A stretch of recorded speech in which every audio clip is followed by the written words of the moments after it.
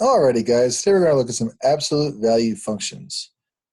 I remember absolute value is the distance away from zero in a number line, and distance is always measured as a positive number, so therefore the result of any absolute value is a positive number. You can't have a negative distance. Even if you walk backwards 10 feet, you didn't go negative 10 feet, you went 10 feet, so it's a positive direction, a positive value, a positive amount. Absolute value bars are a grouping symbol. That's the G in GEMDAS. Remember, PEMDAS is not just parentheses, it's all grouping symbols. Absolute value bars are one of those grouping symbols. So when we're going to perform these operations, we have to do inside of the absolute value grouping symbol first, the same way we do with parentheses, and then perform the absolute value operation. So you're going to do what's inside the absolute value first, come up with a number inside of there, and then take the absolute value of that number, which will make that number positive. But numbers that are inside that are negative, if there are operations with them, don't change to positive until you actually perform the absolute value operation to make it positive as a positive distance from zero. All right? Because you did so well with the quadratic tables, we're going to do some absolute value tables. We're going to complete the table based on the inputs they give us and the function they give us. So the function f of v is equal to the absolute value of v. That's the most basic one. So if you input -5 into this absolute value, there's nothing to do, there's no operation, so the absolute value of -5 is just 5. Input 0, absolute value of 0, how far away from 0, 0? 0. This is the only one that doesn't become positive because 0 is not positive or negative. The absolute value of 0 kind of breaks the everything becomes positive rule. The absolute value of 5, well, it just stays positive. It doesn't become negative. It doesn't become the opposite. It's still 5. And the absolute value of 10 is 10. That's pretty basic and simple. On this one, you're going to do the absolute value of c and then add 4. So you're going to perform whatever's in here, make it positive, and then add 4. So the absolute value of -4 would be 4, and then 4 plus this 4 gives you a total of 8 for your function value. -2 has an absolute value of 2. 2 plus 4, that makes 6. 0 is the easy one. The absolute value of 0 is 0 plus 4 gives me a function value of 4. And the absolute value of 2 is 2, and 2 plus 4 is 6. They're pretty basic, not too tough. This next one, you're going to multiply inside. So now I have things happening inside my absolute value. So if I input -2 for t, I have 2 times -2. Well, that's -4. And then the absolute value of that gives me positive 4 as my final output. 2 times -1 inside, doing the operation inside the grouping symbol, is -2. And the absolute value of -2 will be positive 2. 2 times 0 is 0. So the absolute value of 0, that's an easy one. 0 almost always is the easiest one. And then 2 times 1 is 1. And the absolute value of, 2 times 1 is 2.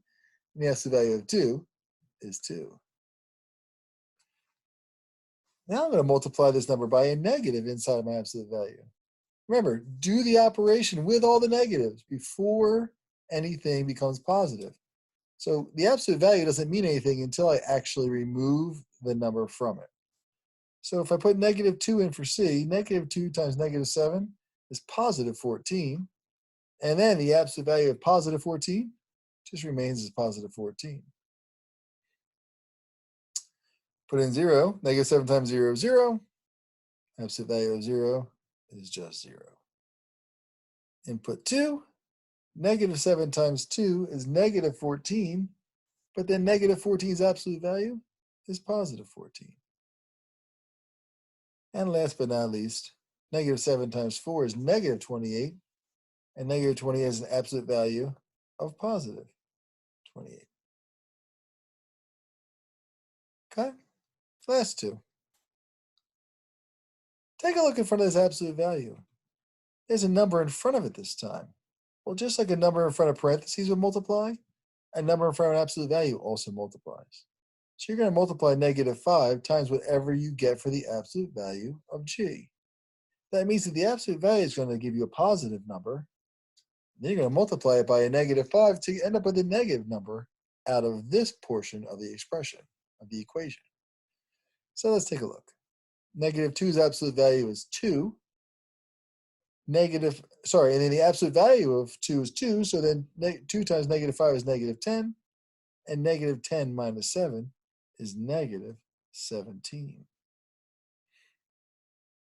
-1's absolute value is 1. 1 times -5 is -5, and -5 minus 7 is -12. 0's absolute value is 0. 0 times -5 is still 0, and then 0 minus 7 is -7.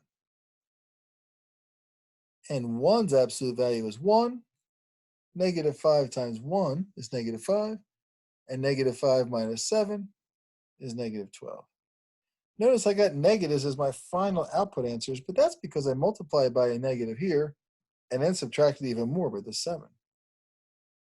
And our last one. I got all kinds of stuff going on. I have to add 4 to my input inside the absolute value. Then I have to take the absolute value of that, then multiply that by 7, and then subtract 4. It's just sort of operations. So -10 plus 4 is -6 inside the absolute value. And then the absolute value of -6 is 6. And then 6 times 7 is 42.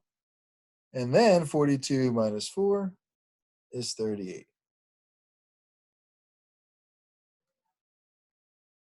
-9 plus 4 is -5. -5's absolute value is 5. 5 times 7 is 35. 35 minus 4 is 31. -8 plus 4 is -4. -4's absolute value is +4. 4 times 7 is 28. And 28 minus 4 is 24. And our very last one, -7 plus 4 is -3. -3's absolute value is 3. 3 times 7 is 21. 21 minus 4 is 17. Again, just to clarify, notice that I took all these inputs, put them into the absolute value, did the operations inside, then found the absolute value as a positive, then multiplied it by the 7 because the 7's in front of the grouping symbol. The one thing you can't do, like parentheses, is you can't distribute this 7 into this absolute value. Do not distribute the 7 in. We don't distribute into absolute value. We complete the operation inside the absolute value, remove the number from the absolute value by making it positive, and then multiply by whatever's in front. All right? Shouldn't be too bad. Have fun.